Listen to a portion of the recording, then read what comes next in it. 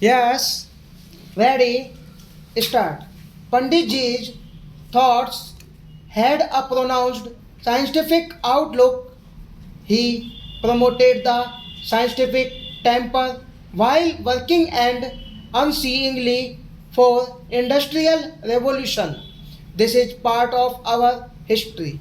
We have only to look around us and see the giant projects which he conceived, planned, and implemented to bring prosperity not only to his generation but for generations to come. He described these great enterprises as modern temples. These are indeed the most fitting memorials to this great son of India. Large irrigation and power projects have made the deserts bloom and ensured uninterrupted water supply for the expansion and diversification of agriculture and industry, large and small. The basic heavy engineering and machine making industries provide the sinews to our industrial and agricultural growth, which is further augmented by the increasing use of indigenously manufactured fertilizers and pesticides.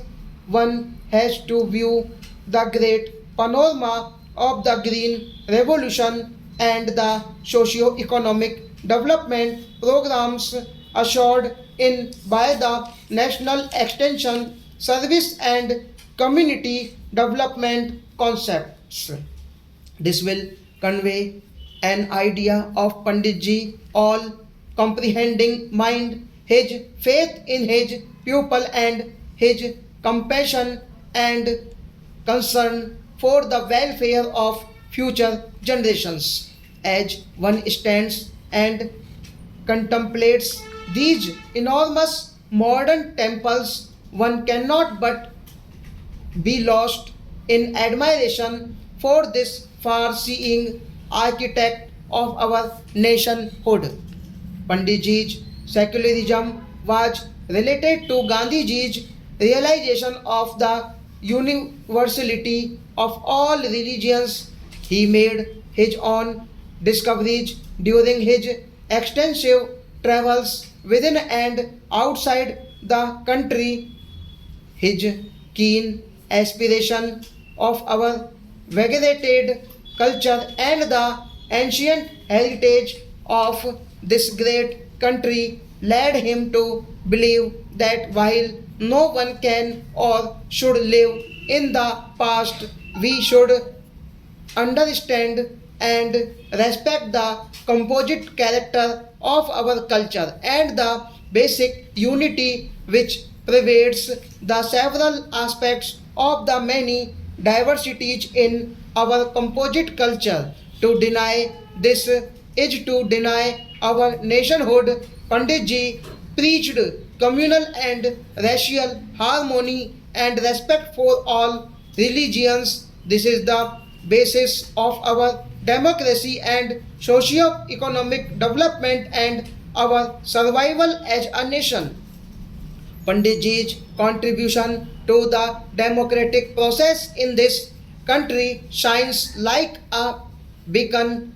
He was a Democrat and believed that democracy is the only way of life and progress. His speeches in the Constituent Assembly on freedom and objectives of freedom, especially on social and economic matters, resounded throughout the free world, bringing hope and cheer to many. A sharp legal mind helped him in giving us a constitution. Panditji was a parliamentarian par excellence and had great respect for parliament and other democratic institutions which he regarded as the instruments of the people's will, and yet he has often been called both a director and a democrat in his lifetime, or been blamed for being too dictatorial or too much of a democrat. He had wage and was always impatient when faced with inaction, but he was no sacer and was always a true Democrat at heart.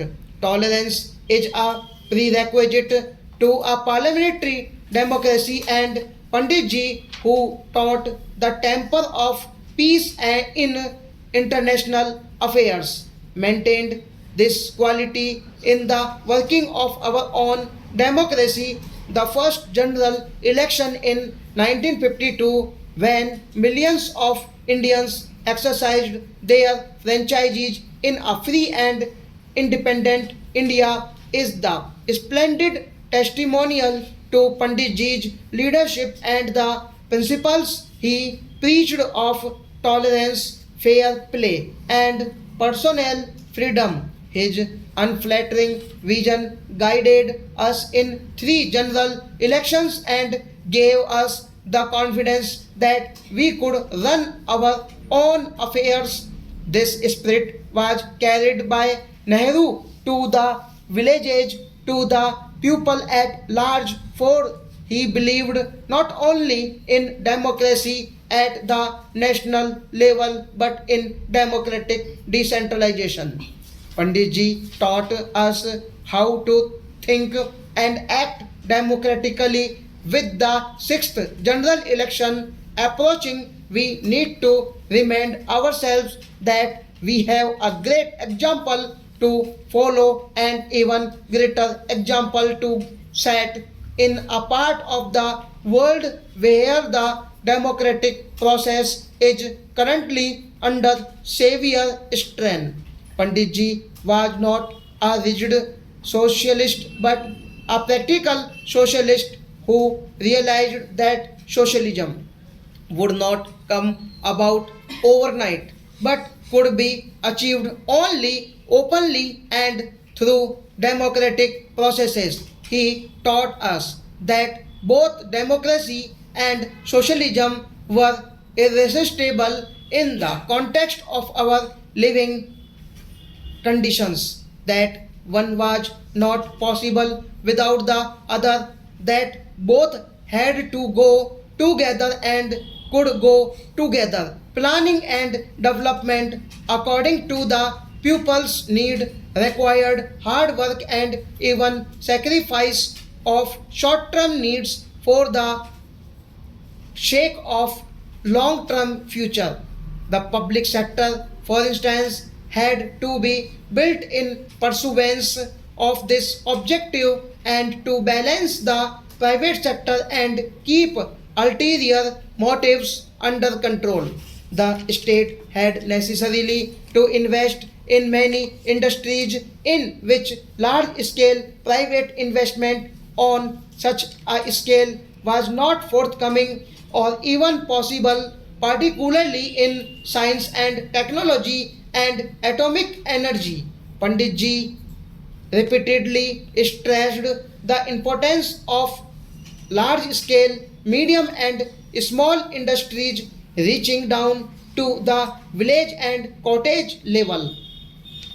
He perceived that these were complementary to each other and that the basic heavy industries were necessary for the growth and development of industries. Stop.